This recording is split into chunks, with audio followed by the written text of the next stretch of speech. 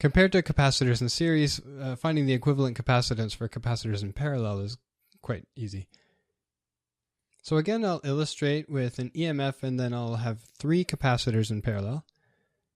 In this case, the EMF will take electrons from the top plates of the capacitors and deposit them on the bottom plates. So the top plates become positive and the bottom plates become negative. In this case, we can't know whether the charges are the same. It's possible that they could be the same if in the special case where the 3 capacitors have the same capacitance. What we do know is that capacitors in parallel will have the same voltage because they're connected to the same pair of wires. So capacitors in series in the previous lecture had the same charge. Capacitors in parallel have the same voltage. You can treat these almost as one big capacitor. And so I'm just going to highlight one region, including all of the positive plates.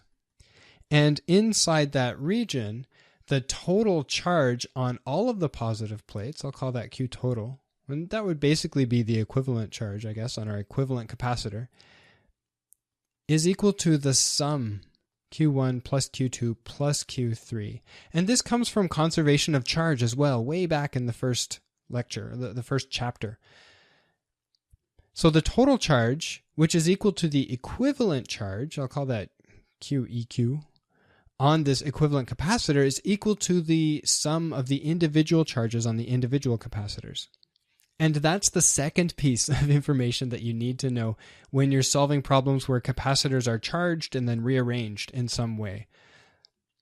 So the first is that capacitors in series will have the same charge, and you have to think about how electrons move from one capacitor to another.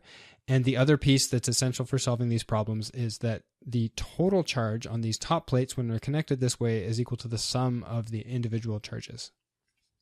Anyway, when you get to those problems, you'll know that something's up the first time you see them. They're really not so bad once you get the hang of it, so it's worthwhile taking a look early if you can. And I'll include some of the more problematic examples as bonus lectures in this course, so you can take a look at the solutions. Although it's really good to give it a try if you can. Anyway, the equivalent capacitance then is going to be the equivalent charge divided by the equivalent voltage. And we know that the equivalent voltage is all the same, is equal to V, because these capacitors are wired in parallel. And we know that the charge Q on top is equal to the sum of the charges. So I'll just substitute that in. Recall that for any capacitor, the charge on that capacitor Q is equal to C times the voltage across the capacitor. So then I can replace Q1, Q2, and Q3 with C1, V1, C2, V2, and C3, V3. But the voltages are all the same for capacitors in parallel. So I can pull those out. And then the voltage cancels out from top and bottom, leaving the easy, nice, simple expression for the equivalent capacitance.